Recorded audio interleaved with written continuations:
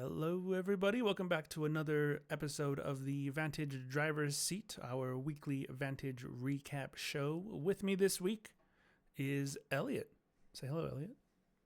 Hello, hello, hello, my good friend Nico Vantage. How's it going? It is going great. I won a race. I just recorded an episode with my good friend Brandon Gass for our Indy Insights. You Things are wonderful. you did. Did you want to plug that a little bit? We'll plug it at the end too. But did you want to just give Yeah, we'll some plug it at the end. We'll plug it at the end.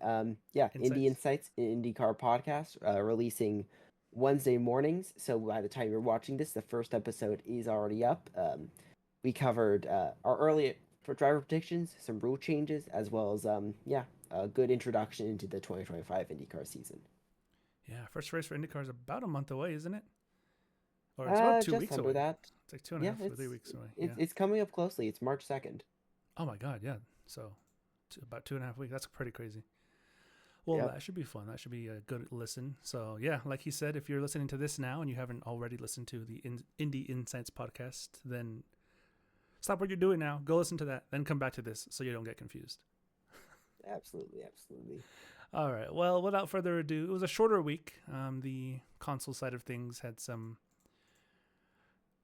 postponement for Valentine's Day on Friday, so no Friday Night Fenders. And on Sunday, it was the Daytona 500. So people opted to watch that instead of race on Forza. So iRacing raced, as always, on Wednesday and Thursday. And let's go ahead and get into that. It was the Truck Series cutoff race for round number one. Or excuse me, no, it was the opening race for round number two, actually, at Bristol Yep. in the playoffs. Elliot, what did you think of that race? For the bits I caught of it, yeah, it was definitely a good race. Todd Lee first win. Vantage. It was definitely a long time coming. I think we saw a lot of close racing. Many different drivers led off the line. There was a bunch of different leaders, bunch of different drivers with laps led. Yeah, definitely some close racing. Something since since Daniel and Kyle went off to ARS Next Up Series. Definitely something we've grown to expect, but it's a welcome change. Yeah, it's nice. Like you said, Todd Lee was kind of a long time coming. Kind of reminds me of how William Hightower was always there or thereabouts for the longest time until he broke through and won. That's how Todd Lee has been this year. It's kind of been Yeah, Todd Lee, lots of top fives, top threes, runner ups, but never until today, or I guess last week actually. Until last week, he was never the bride, always the bridesmaid. But yeah, he came through, he won, and now he's gonna be fighting for a championship at Chicagoland for the finale. yeah. Definitely looking in the next week, it definitely took his hands off Mid Ohio. But yeah, that's a lot of drivers have been a little cautious on Mid Ohio. But yeah, with the trucks. I mean, Sean Purcell definitely had a chance at some points. Todd had a chance. Always said he ran really well at Bristol. I mean, thinking back to trucks to Pro Series season one, he definitely showed that as well. But yeah, congratulations to Todd Lee on a very impressive first win. Yeah, absolutely came through, fighting for a championship, like we said. Looking at the cut line, it is going to be Mid Ohio, which is when you're listening to this, probably like an hour from when this premieres. So, or about 2 hours from when this premieres. But yeah, Mid Ohio, the cutoff race. Top four go to the championship. Everybody else goes home. There's 2 points between fourth place Jonathan Green and fifth place Ben Kuhn. You got Brian Newell a few points back. Dave Morales. Kurt Bray is a must-win scenario because he did not show up to Bristol. So Kurt Bray is in a world of hurt right now. Yeah, Kurt Bryce says he really wants to win, but also he hasn't bought the track yet. Oof. So, or he hadn't as of yesterday, or 2 days ago when I spoke to him. But yeah, I'd say if he puts in some practice, he can definitely maybe pull it off. It might take a little bit of a little bit of use of the bumper to pull that one off.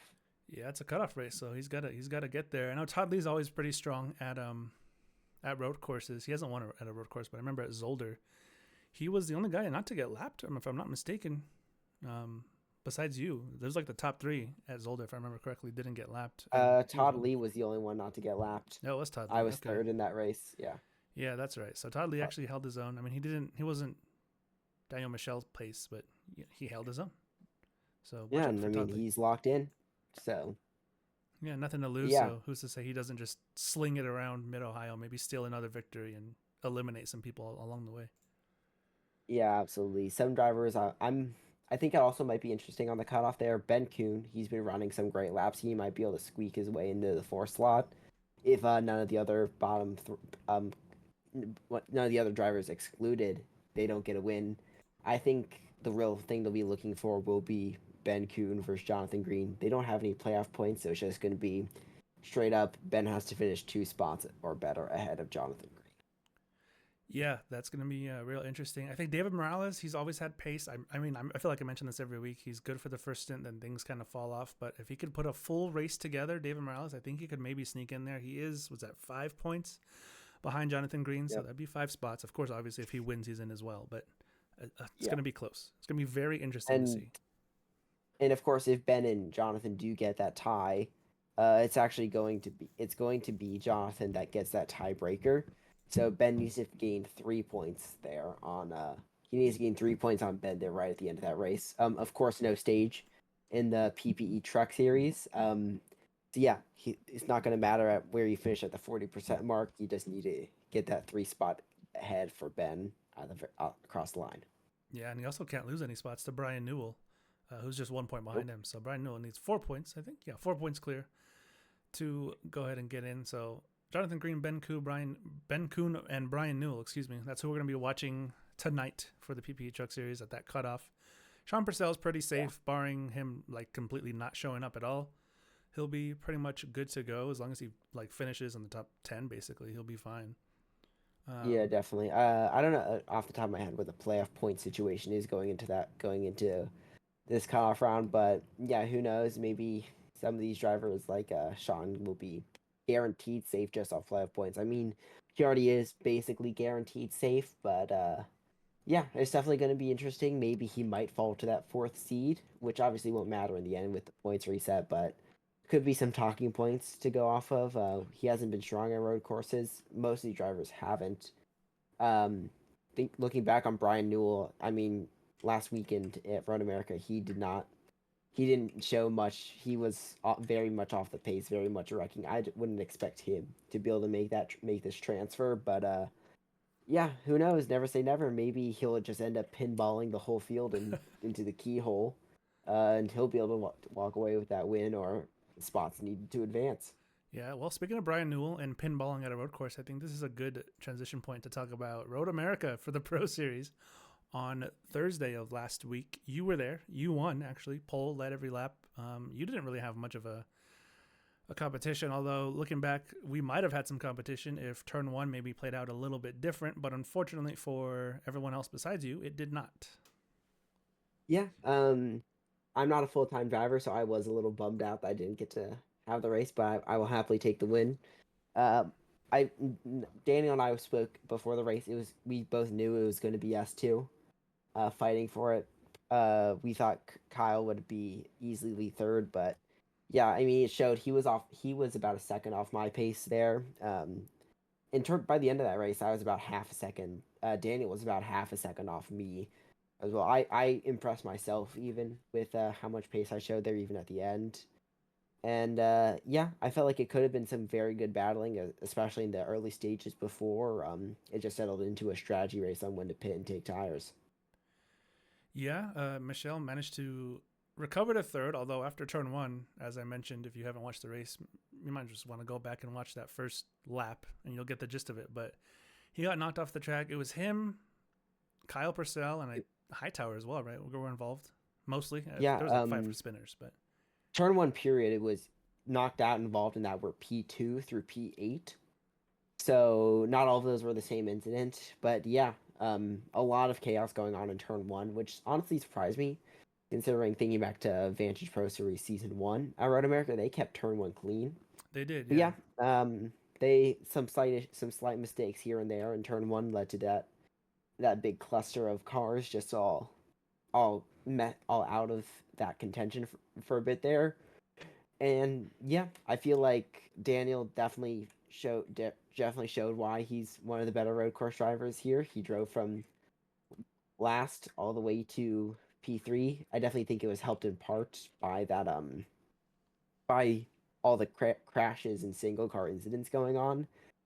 I know that watching my relative, he was always the same gap ahead of me as was in the start. I closed in, it was right around 34 to 38 seconds, always bouncing in between there. A little bit lower, never above 38, really. But yeah, I feel like definitely a lot going on there that could have maybe hindered him a little bit if drivers were a little more, let's say, competent on track on road courses. But yeah, Daniel definitely proved some of his road course chops. Yeah, he Last did. Worked his Thursday. way up to third. Kyle Purcell had a very after that first incident, he had a very lonesome race. Although he did, when the cycle was coming around towards the end of the race with the pit stops, he battled you for a little bit, but then he had a pit and lost. How much time he lost and finished 30 odd seconds behind you. Yeah. Yeah, I was right around 43, but I was trialing some. I was messing around with strategies a little bit. I spoke with Daniel after the race, and he didn't take tires. Period. I took tires every stop just because I wanted the lap time and the fastest lap points and the fastest lap bragging point. We'll call it. No, absolutely no points awarded for that, Just but pride. you get to brag a little bit. Um, but yeah, I took tires every stop, and I think if I hadn't, and I had, especially for that splash, which that cost me about 6 seconds taking tires for a little 5 lap extra fuel splash, that battle wouldn't have happened.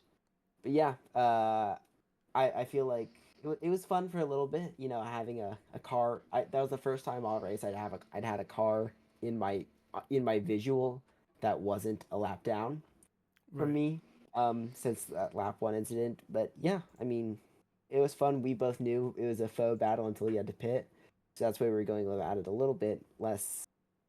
I wasn't making the sends I would have if it was actually for the race win. Yeah, it was fun to watch nonetheless. I mean, that race got very spread out very quickly after that first turn incident. So there was maybe 2 to 3 battles the rest of the race, counting you versus Kyle with the pit cycle. So I mean, it was fun to watch. There was not a whole lot to watch and talk about over the like 75% of that race, but there was a couple battles. But yeah, you came away with a pretty clean victory. Michelle worked his way up to third, Kyle Purcell second, and then not Parker. Sean actually finished fourth, I think it was. So that was a good race Yeah. for him as well. Which one of the only things I'm annoyed about is the fact that I was 2 seconds off lapping Sean right at the end there. It would have mean I lapped everyone except the top three, which I was hoping for. But yeah, I mean, Sean definitely he was always up there in the top five after that incident, after that turn one incident, and yeah, he definitely held his own there. He didn't have a lot of people around him that whole race, but I mean, he capitalized on that and drove away to fourth. Yeah. So clean race for those guys. Sean and Kyle, they really needed some points. They both missed a couple of races earlier in the season, so they're right around the cut line. And actually, taking a look at that cut line, it is technically a tie with Kyle and Derek. And if you're listening to this, I did accidentally give Kyle 5 extra points. He did end up finishing second, of course, in that Road America race. Elliott came with the victory, but he's not fighting for the championship, or he's not eligible for the championship. So Kyle is technically tied with Yes, Derek Fye. I'm stuck down to 19th, but I do have 40 points in one start. So Yeah, that's who pretty knows good. if I make some more road course starts, I might be able to get into the top 15 still. But obviously, I'm never going to be fighting for that. I'm never going to be fighting for that championship. Not eligible in the first place. Also, so many races missed it'd be almost impossible to get it without the winning in. Yeah, exactly. You would need the most rigged waiver system you could ever imagine to get into the playoffs. Which technically I am the sole controller of the waiver system, Yeah, but I that's true. have a little bit of self control. So Your yeah, your be ego's not that thankful I'm big. not a tyrannical dictator. So Just bump someone out who has like 8 more starts than you. oh, absolutely. Imagine the We scenes. know there's some people who I think I wouldn't put it past you on the grid right now, but we'll not name Ooh, names. We'll not name names. you're just throwing some shots. If you know, you Save it know. for the thumbnail. Yeah, Save it for the thumbnail. save it for the thumbnail. So that's about that for the Pro Series. Pro Series races tomorrow night from when you're listening to this live, of course. They race at WTT Raceway, which the last time we raced there in trucks, let's just say hit the time limit. I won't want to expand too much on What's that. the trucks, so that doesn't actually tell them that much. It, That it is hit the true. time limit by a lot. Yeah, I think we were like It really hit the time 30 limit. laps away from even finishing that race. I'm pretty sure if I remember correctly. But yeah, I think it was more than that, but it might yeah. have been. Gateway short tracks in short tracks in the truck series is always questionable. It's ever so slightly less questionable in the pro series, but yeah, I'll make sure to give him a good yelling at in the drivers' meeting on Thursday about that. Yes, please do. Just tell him to behave. I don't want to spend 2 hours watching pacing. And I'm sure the Pro Series will be a lot cleaner. It always somehow is. Even though it's like 90% the same drivers, it's somehow always cleaner. Yeah, I don't know. It just ends up being it. Maybe they just like the cup car more, or maybe they just I just care more about yelling at them in the pro series than I do the truck series. Yeah, maybe. Well, you've driven both. I'm not too familiar with iRacing, but from what I've heard, the truck is actually pretty slidey, especially on road courses and short tracks and stuff like that. I think the drivers saying that are full of crap. The truck is great on short tracks. They just don't know how to drive them really. So it's a But yeah, skill issue. the Cup car, yeah, it's a 100% skill issue. Actually, the Cup car is harder to drive on short tracks. Road courses, it's easier, but short tracks, it's definitely more difficult. So yeah, Interesting. I don't know how they're crashing more there. I think it's just because it's the truck series and no one really cares about anything because it's the truck series. They're just not taking it as seriously as the Cup Series, which I Yeah, guess makes right. sense. It was kind of a, an in I mean, between series. in a full grid full of PP whackers, it's completely just. Yeah, everyone. If everyone's a PP whacker, are they really whacking PP? I don't know. I don't think that's the terminology, but that second part is. But yeah, we'll go with it. It's a good question. I think we need to talk to our Vantage philosopher, Loud Balloon, on the answer to that question. What the true definition of a PP whacker is? Yep. Yep. Tune in next week for the Vantage podcast where we learn that. Where we learn what a PP whacker truly is from the one and only Loud Balloon. But yeah, that was it for the weekly races. And well, in terms of points races, anyways, Well, there's some more racing going on. yeah. I'm using it as the Yeah. background footage today. Actually, the recruitment race for the Vantage Indy Special League, and we might as well just Oh transition yeah. right into the VISL, unless you Oh, wanted that to happened too. expand I on was that. more.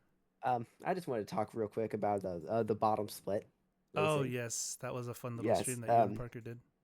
You may have seen that. This is going to be a recurring segment. It turns out Parker really wants it to happen. Yeah, some days, if there's nothing going on, obviously, and other Vantage, you might see a stream featuring myself and Parker, as well as some special guests. Last one we had Daniel Michelle tune into the broadcast booth as well.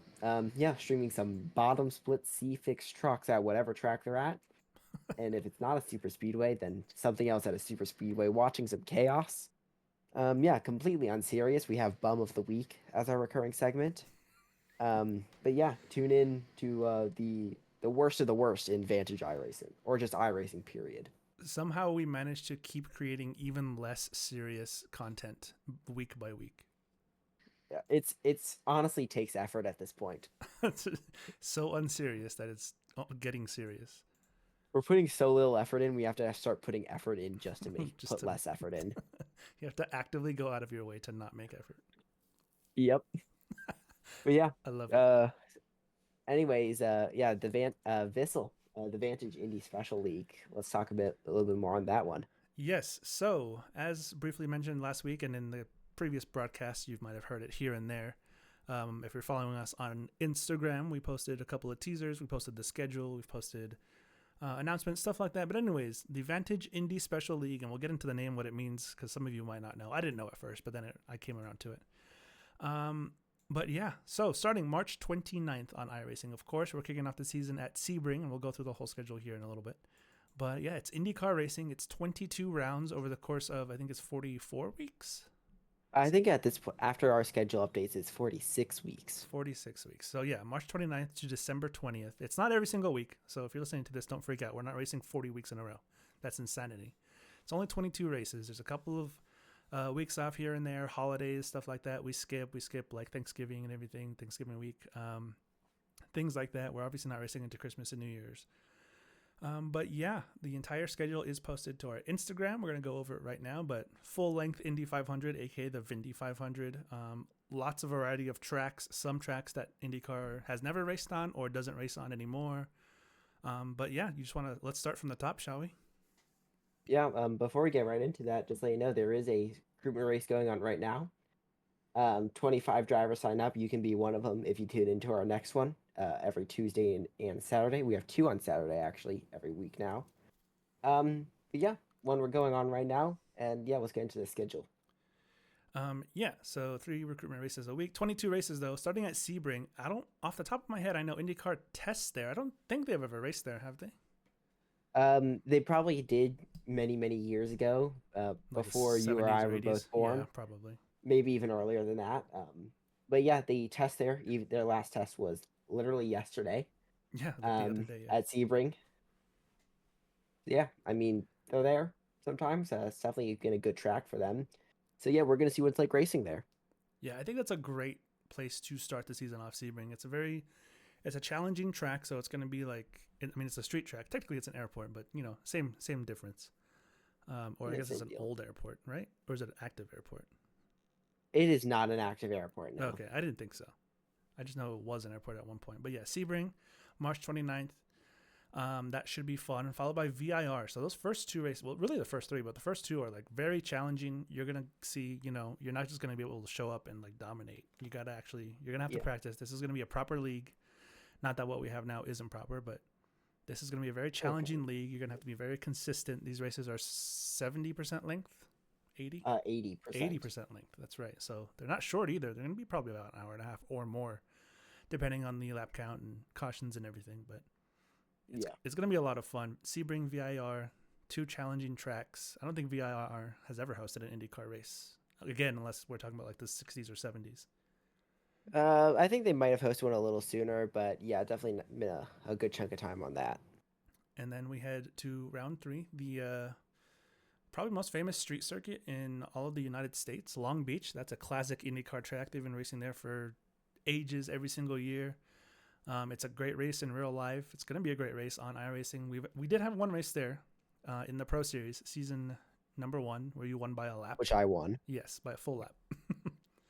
Yeah. um, but yeah, hopefully the racing is a little bit closer in the Indy cars. That should be a fun one. That's on April 19th. Yeah. Um, I definitely think it's a good race. Hopefully, yeah, like you said, a little cleaner. Um, yeah, that's the first race that's still a current race, but there's a couple more further down the schedule. Don't worry, folks out there out there watching live. Yeah, we're not just deviating completely from IndyCar history and making our own thing. We are paying homage and racing at a lot of familiar tracks. Like, for example, I know IndyCar hasn't raced here in maybe 5 or 6 years. It's been a little while since it raced at the Homestead Oval, but that's round number 4 on May 3rd, the first oval of the season. I'm really looking forward to this one. I'm looking forward to all of these, but the Homestead Oh Oval yeah. specifically, I think that's going to put on some great racing. Oh yeah, I definitely think it will. I mean, we'll see how this is like a 60% road course schedule. So we'll see how some of these road course drivers will handle the ovals. But yeah, from what I've seen on the sign up so far, it's a pretty good even mix of oval to road skill levels. But yeah, there are a couple oval only drivers I've seen and a couple only road drivers. So we'll see how the grids mix up there and if we can maybe get some surprise winners going in. I think we will. I think it's going to be a lot like real life IndyCar, where if you're just good at road courses or if you're just good at ovals, you might not be in contention for the championship at the end of the season. You're going to have to be very versatile. Maybe not the best at either, but just consistently up there at the front for both of them. Steal some wins here and there. And yeah, I think just whoever's more consistent at all kinds of tracks is going to be the champion. Yeah, definitely. And that leads nicely into the next round, which is this is a double header weekend. The first, or yeah, actually, is it the first weekend? Doubleheader weekend? Yeah, but what he means by that is not 2 races in the same day or same weekend, but just back to back weeks of races. So the first 3 rounds have weeks in between. So March 29th, April 5th, and April 19th. Actually, the first opening round, I believe, is Yeah, double that's a header. doubleheader. It is, Yeah, yeah. that's what I mean. Then yeah, this next doubleheader is the Homestead Miami doubleheader. It features the oval May 3rd, and then May 10th is Road Course B. So the Road Course B actually features the turns 3 and 4 of the oval, closing out your lap, where Road Course A doesn't only features the front straight. So yeah, that can lead to some excitement, especially seeing how these cars with their road course package handle corners maybe can be considered a long straight. You get push to pass there. You can dump a whole bunch of push to pass on that run, and by the time you hit the line, you could be going very, very fast and approaching another driver. Yeah, that like you mentioned the road course B. If you have an idea of the Homestead Miami street course or road course rather in your head, it's probably not the road course B variant. This one has, like you mentioned, turns three and NASCAR turns 3 and 4. I guess the oval turns 3 and 4. Um, so like you said, it's going to be crazy to get those big long runs down the front straightaway off of 3 and 4. It's going to be very very exciting. I think we might see a little bit of dive bomb action into turn one. Yeah, I definitely could see that happening. Um, I wouldn't say turn one as much as turn two, because Turn turn two, one is yeah. at really, really fast flat air, near flat, if not flat. Turn similar to Hockenheimring, I'd say, except in the other direction. But yeah, turn two, very tight corner. I'd say there could definitely be some overtaking there. There's a lot of good overtaking spots on this road course for a roval. It's a very road coursey roval. It is a very road coursey oval, excuse me, indeed. But yeah, so that's gonna be fun. After that, we head to Road Atlanta, which is gonna be a very it's well, if you're familiar with Road Atlanta, it's a very technical kind of but fast, high speed track. Lots of overtaking opportunities, especially in the last sector coming to that chicane. What do you think of Road Atlanta Yeah. for? You know, Road Atlanta is definitely going to be an interesting one. There's that big, fast uphill of turn one where you're going to have to really, really have some cojones if you want to send it in there and make an overtake. Yeah, leading to the blind crest over to turn two. Again, not really an overtaking spot just because of how narrow it is, but if you send it right, you can maybe get something done there into turn three. Then it's some S's going down the hill, no overtaking there. Turn five, you're gonna have to watch out on the curbs there. With in sports cars where this race where Atlanta has the majority of their races, what cars they can handle the curves just fine because they actually have suspension. True. Indy cars barely do. Their suspension is just slightly better than a 2x4. Um, but yeah, you're gonna have to watch out the curbs there. The first really big overtaking opportunity is the right-hander of turn six, followed by the second right-hander almost immediately of turn seven. Both those, that little short shoe in between, always is a good spot if you get a cut off switch back there. But then yeah, after that, run down to turn A. That the chicane, that one of the most famous parts of the track. It's featured on that's where they run Formula Drift on that turn 10A turn B chicane. Yep. And yeah, that leads you to the crest right before that. The carbon copy of turn one, just in the opposite direction, just in the opposite direction downhill. Turn 11 or 12, I think it is, and yeah, our lead lap times are gonna be really low, just barely over a minute. And yeah, it's gonna be some good to see what it's like on that track. Yeah, Road Atlanta is really fun. One of my favorite tracks of all time. Period. It's gonna catch some people out. Like you mentioned, that double right hander. I think you said turn 6 and 7. Yes, Um, turn six and seven. I think that's gonna catch people out. They're gonna be that turn's like deceivingly tight, especially if you're not used to it. So if you're trying to send it up in Yeah. there, there's really not enough runoff space. Like there's a slight curb and then it's just gravel. So if you're going off there, you could be in for a long day. Yeah, definitely. You definitely lead into a long day there. I'd say this is definitely going to be more of a race of survival rather than a late race of pure speed. But yeah, I'd say it's going to be interesting to see where people try and make the moves because again, this is a sports car track, not an open wheel track. The open wheels that do race here are significantly slower than the Delara IR18, Oh yeah. and yeah, it'll be fun to see what happens when you stick this fast of a car on this small of a track. Yeah, it's absolutely an experiment. And then we get after Road Atlanta. That is actually the day before the real life Indy 500. I think May 24th. Yeah.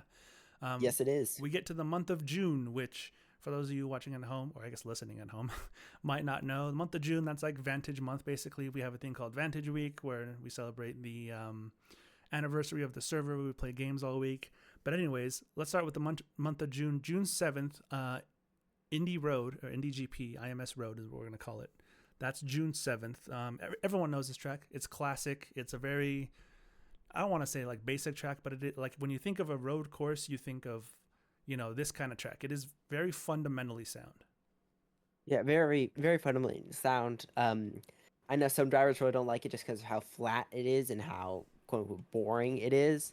A lot of 90-degree corners, a lot of this, a lot of that, but that also leads to a lot of overtaking. And yeah, it's definitely a good preview into the next week and the week after that, which is really when the series takes off, I'd say. Yeah, this is, I think the next week is what I'm looking forward to the most out of the entire season. And it's not even a race. We're going to have, so as mentioned, a full length Indy 500 called the Vindy 500. But that's not till June 21st. The week before, on June 14th, we're doing a full on qualifying. Fastest 33 make it. It's going to have its own bump day. It's going to be an all day event. So we're talking, what did we say? I think it was going to be like 6, 7, 8 hours. Probably. Obviously, that will be dependent on how many cars attempt to qualify, and once we get the exact rules finalized out there on how long each driver will have. But yeah, it's gonna be a fun one there. Seeing it's gonna be multiple sessions. We have a poll main session for everyone. Then we have a second poll session. Then we close things out with a bump session where we see how many of these cars are gonna make that 33 car grid. Yeah, it's going to be a lot of fun. I'm really looking forward to that. It's just going to be like an all day stream, pretty much, depending on who runs when. It's going to be a 4 lap average, just like real life. So it's not just a 1 lap qualifying. You're going to get an out lap, then a lap to get up to speed. If you want to take the green flag, then you can. And then 4 qualifying laps where you have to basically nail the perfect lap 4 times in a row if you want a good chance at pole. Yeah, and it's an average of all of those. So yeah, you can't just have one really good lap then back off. No, you have to have four perfect laps. Yeah, absolutely. And it's going to be super close. I think it's going to be very, very close from the top to the bottom, Yeah, especially when definitely. you look at the bump. Like, ideally, if we get all 33 people out there, you know, that bump session is going to be 30th, I think, on down. Yeah, the bump is going to be 30th on down. Everyone above 30th automatically locked in. But yeah, after that, it's just a matter of, hey, you locked yourself in once. You nearly locked yourself in once. You're gonna have to do it again to confirm it, basically, for 30th through 33rd. Yeah, it has a chance for a lot of drama. People maybe abandoning their runs or wanting to get a better time, but it gets worse and they might get bumped. It could be a lot of fun, and I'm really looking forward to it. Yeah, definitely. Um, yeah, that leads pretty nicely into a week after that, the famed Vindy 500 for the first time ever on iRacing. Yep. So if you're a longtime Vantage listener or fan or driver, you would know the Vindy 500. Probably, it is our longest running crown jewel event, and now it's over on iRacing. It's going to be a full length Indy 500, 200 laps at Indianapolis Motor Speedway. Ideally, 33 cars. Winner gets. Are we confirming the Um, prize money right now? I mean, yeah, 100. Yeah, we are confirming the prize money. Winner gets a good chunk of change, $100. Yeah, 100 for first, 50 for second, 25 for third. So if you're on the podium at the end of the day, you're getting a decent little payout. Full-time drivers, by the way, if you're a full-time driver, you register before the season or as the season is starting. You pay your 15. You get into the Vindy 500 for free. Of course, you have to qualify still, but you don't have to pay an entry fee. If you're doing just a one-off event, like a lot of people do in real life, try and make the Vindy 500, try and win it. It's $15, or is it 10? I already It's forgot. a collection of dollars, a little less than 15. Oh, it's 5 right now. Okay, we moved it down to 5. It was 15 Yeah, at one point. moved it down to 5. Yeah, I think moved it it was down to 20 5. at one Some we point got before we. lucky with the sponsor. We got some good sponsorship, so yeah, the price has dropped now. Yes, we did. So $5 for a one-time entry, and you could theoretically make back your money and then some, a whole lot more if you win. Yeah, even just for getting third, you make back your money fivefold. Yeah, absolutely. So, I mean, worst case, you lose out on $5, but you have a good time. Best case, you come away with $100. Yeah, absolutely. Um, yeah. Anything more you want to say on that race itself? That day is also going to be full of festivities. I know we're planning a Forza League that's going to kind of run before a lot of the VISL races. And that day is going to have like its own kind of Freedom 100 type of race. So that's going to be before. We're going to have a pre-race show with interviews, and we'll be watching practice and everything. But interviews and stuff like that. I don't know the full schedule yet. Obviously, it's not June. Maybe a game of words with friends, we could do all kinds of stuff. golf with friends. A pre Vindy 500 golf with friends tournament. I mean, yeah, it's endless. We can start this at whenever we want, basically. Yeah, Vindy 500 day could be its whole not Its just a own Vindy thing. 500. It could be a whole thing. I think Um, we need to talk with our current president about making this a national holiday. I agree. Vindy 500, everyone gets a day off, even though it's on a Saturday. Yep. But nevertheless, Government shut down for the Vindy 500 yep, no one has to work. By the way, I should mention all these races are on Saturdays if you haven't caught the drift just yet. But yeah, every single race will be on a Saturday at 5 p.m. Eastern. at 5 p.m. Eastern is when it's going to open up. Except for Vindy Quali will probably be a little bit earlier because that's going to be an all day thing. Yeah, but you won't need to show up for all day, of course. No, you just got to nail your run. Ideally, theoretically, you could go out there, set 4 laps, and be done. Well, then you have to come back for your pole time if you're in that pole group. But Also true, yes. yeah, if you're in like 15th, you set your 4 laps. 6 minutes out of your day, you're done. Yeah, you're done. Or you struggle and fight all day and you're out there for 4 hours and you go to bump day and stressing out all day long. It could go either way. Yeah, it could go either way. Um, But yeah, well, yeah, moving on. I don't want to spend too much time talking about just the Vindy 500. We do have a good 12 more races after that. Round 9, the Milwaukee Mile. That should be a fun one. Nice flat track, but it should be pretty interesting racing. That's July 5th, so the day after the 4th of July, obviously. That's how numbers work. But that's 2 weeks after the Vindy 500. yep. Milwaukee, I mean, pretty flat track. It's gonna be it's similar. Gonna be yeah, it's not similar to any previous oval, obviously, since there's only been two of them and they've both been much larger. But yeah, it could be close racing. Maybe this is a chance where some of the road guys, because it's a flat track, they can get their chance back. It's not on the oval. It's not really on the oval package. They're gonna be running on because it's so flat. They need that extra downforce. So this could be where their understanding of how the car works in the road package can really help them out. Yeah, absolutely. And at that point, you're 9 races into the season. You could see an upset, maybe not specific, oval driver winning that race could get upset by a road driver. Yeah, definitely. And then we head to 3 road courses in a row: Road America, Montreal, and Mo Sport. Road America is going to be fun. They raced that one in real life. Montreal, they used to race back in the day. Haven't raced there in a little while. I think it's probably been about 15 or so years. And then Mo Sport, to my knowledge, I don't think they've ever raced there. If they have, it's been a long time. It's definitely been a long time since they raced there. Now known as Canadian Tire, obviously. But I mean, except all these three of these tracks are going to be very good. I'm especially excited to see what Mo Sport is like. It's a very flowy, rounded track, and that could lead to some good racing.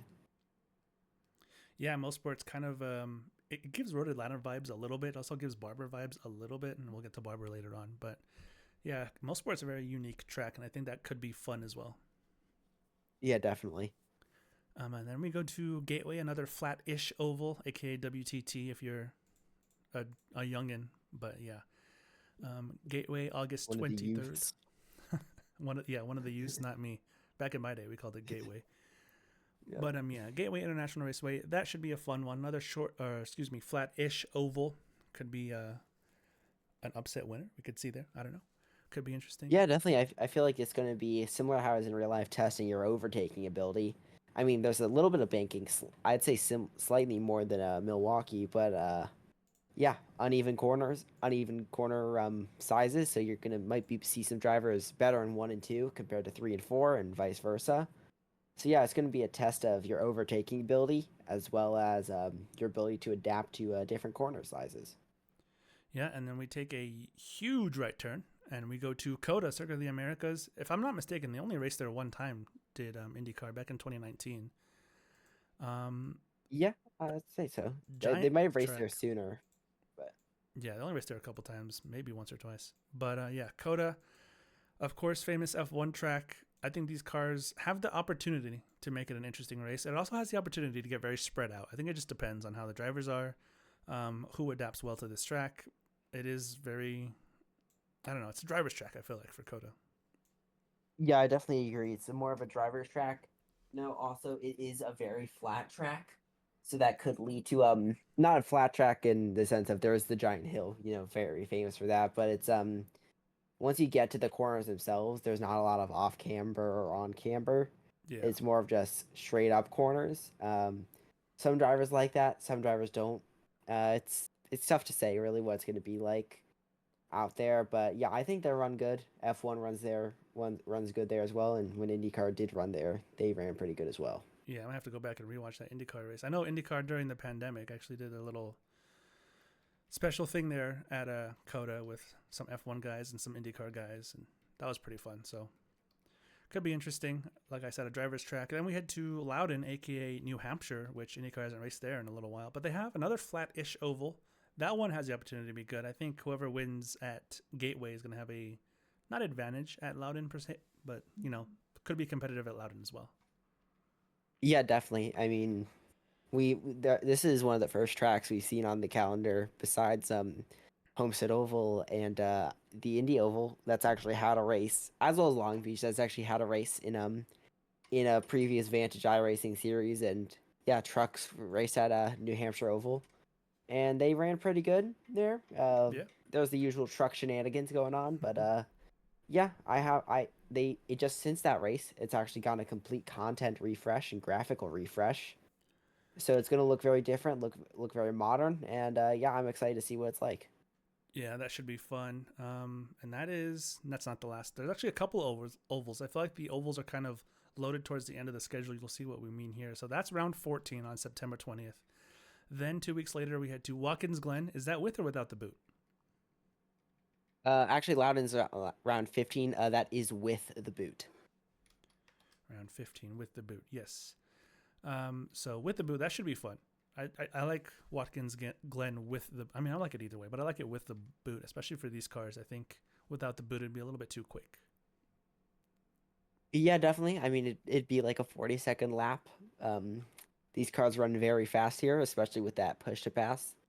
So yeah, it'll be interesting to see what these cars are like with the boot. I mean, they can still run the boot very quickly, like in under a minute quickly. So yeah, it'll be interesting to see. Yeah, that should be a lot of fun. Another kind of, I don't want to say driver's track, but I think consistency is going to be key there. A lot of elevation changes, especially in the boot section. So got to keep that car facing the right direction. Yeah, definitely. I mean, the main prom car I'm going to see there is a re-entry onto the cup layout. Yep. That always catches drivers off with how close that wall is. So yeah, it's going to be interesting. Interesting to see. And then after Watkins Glen, we head to Texas, which is actually was just taken off the schedule for IndyCar last year. But Texas always puts on great racing. That's going to be like a super speedway, basically, flat out, side by side, lots of close racing, probably a photo finish, or at least the opportunity of a photo finish. We're going to see some great high speed racing at Texas. Oh yeah, definitely. I mean, Texas is one of those tracks that has that singular line. Um, but yeah, I'd say it's going to be interesting to see how they can make it work there. It's one of the bigger tracks, obviously, like a Homestead and Indianapolis. So some of those oval main drivers will definitely get their chance to spread their legs out a bit. Yeah, so that's going to be fun. Like you said, oval driver friendly track. Then we head to Barber, which is not an oval friendly track whatsoever. Like a roller coaster, if you're unfamiliar with Barber, it is. I would suggest just go watching either an IndyCar race there or an onboard, something like that. But Barber is great, up and down, all over. Yeah, whatever the opposite of an oval track is, that's that. Yeah, That's Barber. it is very, very flowy, but very elevation changing. I don't know how to describe it. It's just great. It's Barber. If you don't know, you got to figure it out. Like you got to go see. Just Google. Not even the track map would really make you understand. Like you got to watch it on board. Yeah, I mean, it's basically also a modern art facility. There's a spider in turn three. Yeah, There's mannequins giant spider. hanging Yeah, from the overpasses. I mean, it's there's a swamp lady in off way off the track. So yeah, it's a definitely an experience to go there as well as to watch on TV, watching how the elevation change in such a small complex, as well as just how quickly they're sending it into these corners. yeah. Barber's a lot of fun. It's gonna be great to watch. And then the final four races of the season, we got two road courses and two ovals. So we head to Nashville, which was where they ended up finishing the season in real life. Super Speedway, although it's not really going to race like a super speedway for these cars. Um, well, compared to real life, it was pretty much one lane, lots of letting off. But it's going to be a good race, I think, Nashville. Yeah, I definitely agree with you. It's definitely going to be a great race. It's probably going to be similar to a Texas and Homestead. But yeah, and again, more opportunities for the oval drivers to show that they can still hang with the what I'm guessing is going to be the major road course like points leaders. Yeah, we're gonna have to see who can, like I said, be more consistent. But Nashville is a good chance for those guys to make not one last attempt, but second to last attempt for an oval victory. And then we head to from Nashville to another driver's track, I would say, Mid Ohio on Yeah, November 22nd. yeah. I mean, Mid Ohio, arguably one of the most famous tracks in the United States. Where actually, when you're listening to this now, in 1 hour, you'll see some Vantage trucks racing around the same track. It can get you a feel for the layout there. There's some good elevation. Turn 6 all the way down to Thunder Valley. Yeah, very famous track. IndyCar's been racing here since the 50s. So yeah, it's definitely going to be. This was where in real life they introduced the hybrid system that they run today. Yep. But I feel like IndyCar is going to be a good race for these cars, and sorry, Mid Ohio is going to be a good race for these cars, and yeah, I'm excited to see what these drivers can do. This could be a good swing opportunity in the points, as well as for someone to extend their lead if they already have it.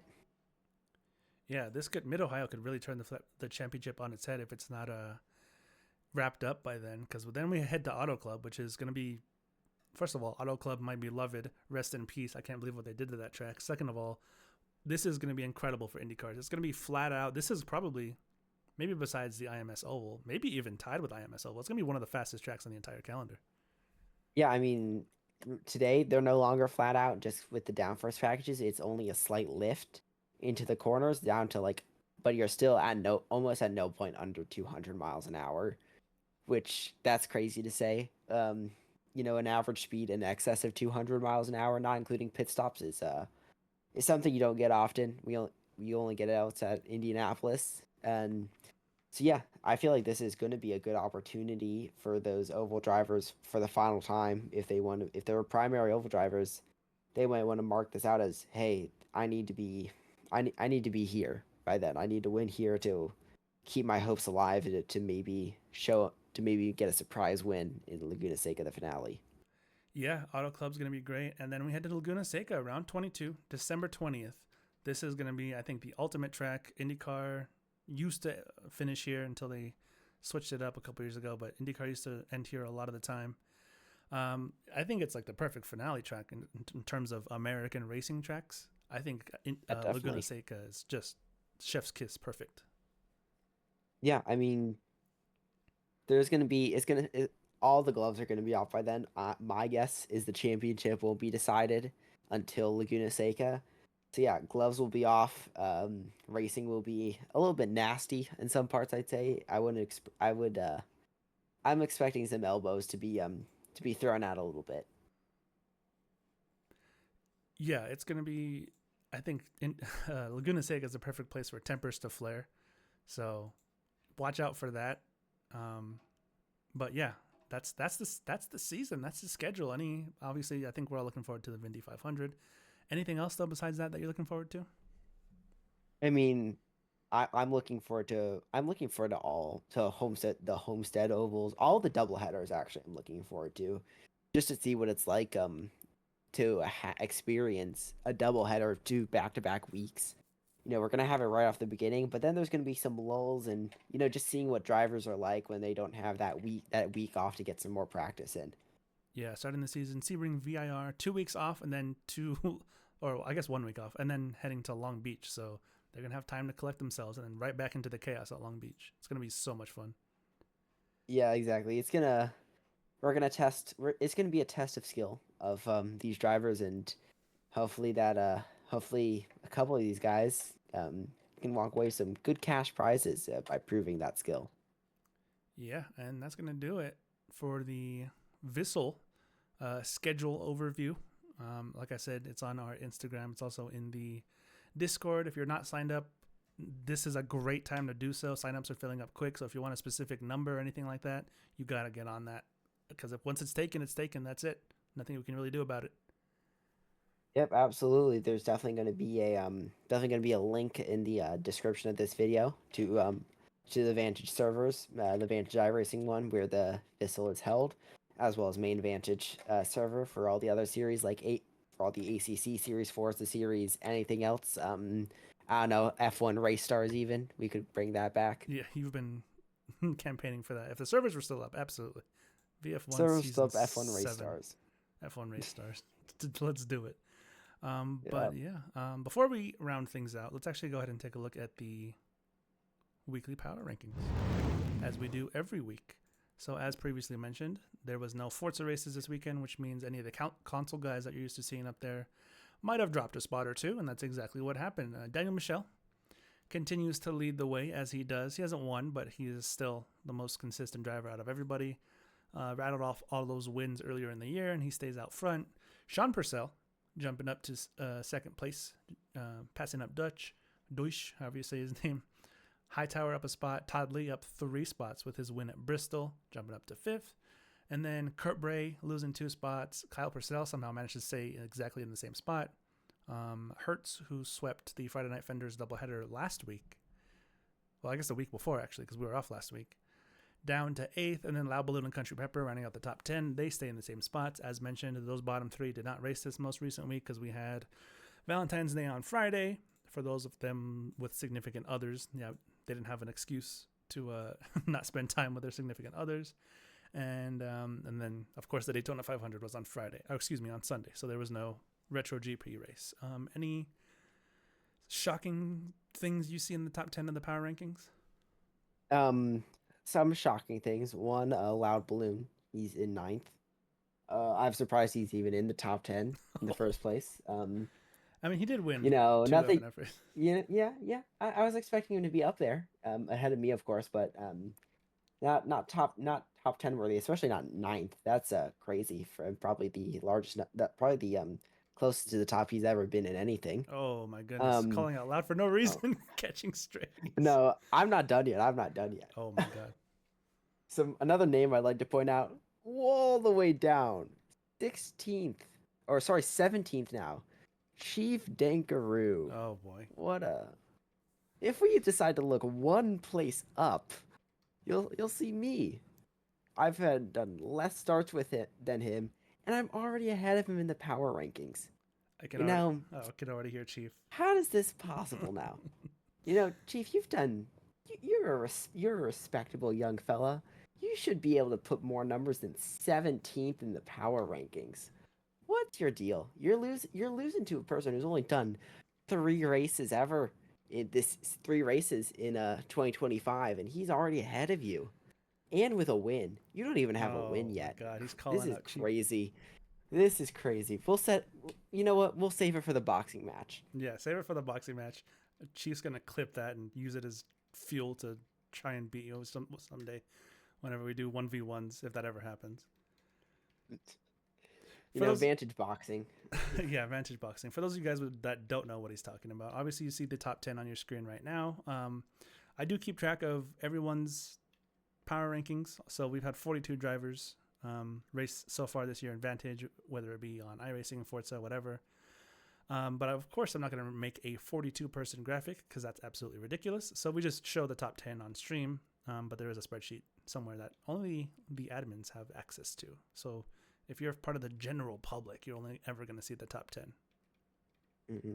Yeah, I mean, you know, just touching back on it quickly, Chief Dankaroo, of course, after this terrible performance, a bum of the week right here.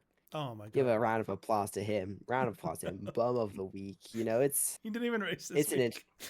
didn't even. That's why he's the bum of the week. Exactly. Oh my god! Oh, Let's give he's a gonna. round of An applause to applause him. is crazy. Round of applause. Absolutely Yeah. buried. Yeah, it's definitely interesting. I'm surprised to see that none of the that Landon Bednar's isn't in the top 10. You know, he's just off it. Of course, he's tied actually for that 10th spot. He is tied. Which doesn't make actually sense. he should have it since he has the win. Yeah, he should. Go ahead and count Landon Bednar's as tied for 10th or breaking the tiebreaker. Honestly, I just do sort by points, and then I think after that it might be alphabetical. So you can take it up with Google Sheets for that one, Landon. Yeah, I think I'm gonna take it up with Google Sheets as well. This is Send an angry email to the this, Google offices. Mr. Google, you're gonna have some work. We're gonna have some words after this. James Google. Um, James Google. all right. Well, is there anything else you wanted to plug? Obviously, VISL starting up on the 29th of March, but you're going to want to sign up well before then to get your spots reserved. Yep. Yep. Sign up now. Get your spots reserved. Also, I'm gonna plug the other series, Vantage Pro series, of course. Of course. Entering round whatever it is now. Still time to join. Still time to get some regular season racing. Great plug. Yeah, round whatever it is now. Also, once again, I'm Eight. gonna plug gonna plug the podcast Indy Insights in IndyCar podcast. The first episode's out now. You can find it anywhere you get your podcasts: Spotify, Apple Podcasts, Apple Music, YouTube Music, Pandora, even. And who knows? Your uncle might have a CD of it. We can be shipping it out to him. You don't know. Call him up. Let's see. If we get enough listeners, we're going to have Elliott making mixtapes of Indy Insights. He's going to send you a cassette tape. Yeah, I'm gonna start putting this in 8-track form. So That's the fourth place at the Indy 500 should get a vinyl of Indy Insights season 1. that is exactly what we're gonna do. Actually, that might honestly be cost more to make than any of the other A prizes. custom vinyl would probably cost well over $100, I would imagine. A custom vinyl, as well as shipping it out. Oh my goodness. Yeah, it's all that for it to get destroyed by UPS. Yep. Oh, don't get me started on FedEx. Oh my goodness. Shout out Brian Newell. All right. Well, without further ado, Shout out Brian Newell. Daytona 500 winner, by the way, Brian Newell. Yeah, Daytona won the 500. Good on him. Good on him. Yeah, congrats. Anyways, we'll wrap it up there. Thanks so much, everyone, for tuning on in. This one was a little bit longer. I might have to drop it. No, it won't run over. It's fine. But It's yeah, fine. it's fine. Only 56 minutes. Thanks, everyone, for tuning in. I've been Nico. This was Elliott. And this was the driver's seat. Yeah, we'll see you guys next week. Yep. Goodbye.